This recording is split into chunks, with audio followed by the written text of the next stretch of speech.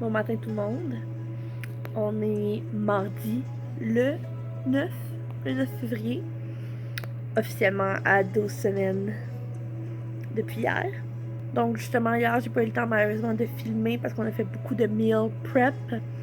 Également, on a été chez Winners parce que c'était la première journée où on avait officiellement le droit de magasiner après le temps des fêtes. Donc on en a définitivement profité.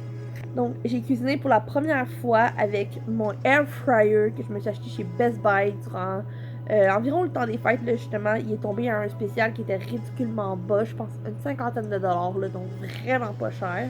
J'ai fait des tranches d'avocat dans le air fryer, puis on a fait des tacos avec ça, puis une salade de choux maison, et c'était excellent, vraiment. La sauce de la salade de choux était à base de yogourt nature et moi j'adore. Mon copain un petit peu moins, mais moi j'ai vraiment aimé. Et sinon on a fait des burgers d'aubergine également que on avait déjà fait et qu'on avait vraiment aimé. Et finalement il y a du tofu qui marine depuis 2 jours dans une sauce teriyaki maison qu'on va faire cuire aujourd'hui avec un purée de légumes. Fait que j'ai vraiment hâte de vous montrer ça. Et sinon, aujourd'hui, la plus grosse productivité qu'il y a eu, c'était de classer les Tupperware. I know. J'ai déjà fait beaucoup de place pour pouvoir mettre des électros qu'on avait sur le comptoir dans les armoires. Donc à ce moment, ça nous fait beaucoup plus de surface de travail. Puis ça fait que la cuisine a l'air déjà là beaucoup plus libre et propre. Donc c'est très satisfaisant pour moi. Je vais vous montrer où est-ce qu'on est rendu. Puis à la fin de la journée, on devrait avoir fini.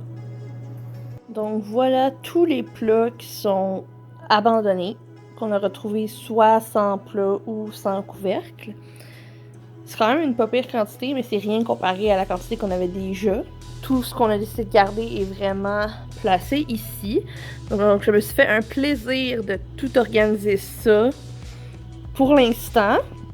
Donc, qu'on puisse vraiment voir tous les formats, tout ce qu'on a. Puis, on va commander des classeurs pour vraiment pouvoir classer les couvercles, pouvoir empiler les bols les uns dans les autres pour pouvoir économiser de l'espace. Puis, espérons pouvoir rentrer ceux que j'avais déjà, en fait, en backup quand j'étais chez mes colocataires. Et ce n'est pas tout. On a un deuxième tiroir. Puis ça, c'est vraiment comme les formats plus réguliers, les formats lunch.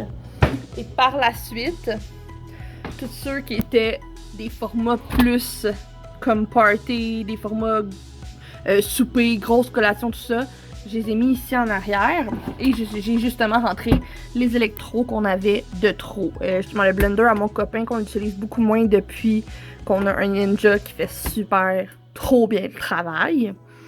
Le rice cooker qui fait un petit peu tout, là, on va dire le Instant Pot de Ricardo et mon robot culinaire Hamilton Beach. Donc ces deux-là qui étaient sur le comptoir juste sur le dessus et le mélangeur qui était là-bas, on va faire abstraction de ça, là-bas dans le coin café que je vais vous montrer vraiment plus tard quand il va vraiment être organisé.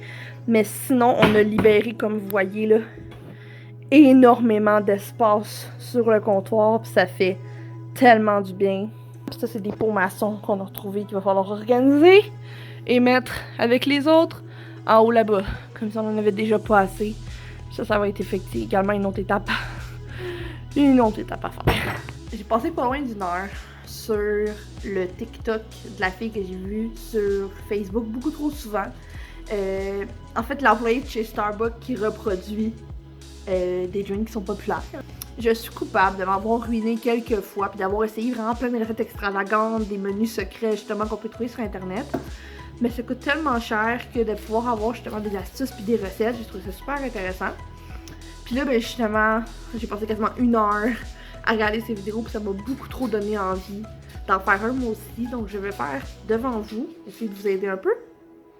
Je vais faire un frappuccino au caramel. Donc, je fais ça tout de suite. Ok. Donc le plus important, c'est d'avoir quand même beaucoup de glace, puis justement d'avoir déjà votre verre de près pour que vous puissiez environ justement mesurer là, le 3/4 de votre verre. Donc 3/4 de votre verre de glace automatiquement dans le blender. On va mettre une certaine quantité de lait, je vais vous montrer ça tout de suite. Donc moi j'utilise du lait d'avoine, puis je l'ai mis environ entre la première et la deuxième ligne. On rajoute ça là-dedans. 1 ou 2 cuillères à table de Jello ben, dans le fond, de pudding en poudre. Donc, moi, je prends celui au caramel. Parce qu'à ce moment-là, il n'y avait pas de celui à la vanille à l'épicerie. Mais à la base, vous pourriez mettre celui justement de vanille puis rajouter par-dessus n'importe quel assaisonnement que vous voulez. Je vais venir rajouter un petit peu d'essence de vanille. Je blende ça, puis je vous montre le résultat final. Donc, j'ai toujours dit que les frappuccinos de chez Starbucks, c'était vraiment comme une slush, mais à base de lait, dans le fond. Donc, c'est normal que ce soit un petit peu épais. There you go. Oh, là. Ah. Bon. On peut pas dire qu'il n'y a pas eu de dégâts qui est arrivé. Mais en gros, je pense que la consistance est pas mal là. Nouveau beau. Tout ce qu'il reste à faire, c'est évidemment mettre de la crème fouettée. Comme chez Starbucks. Puis, on aurait fini.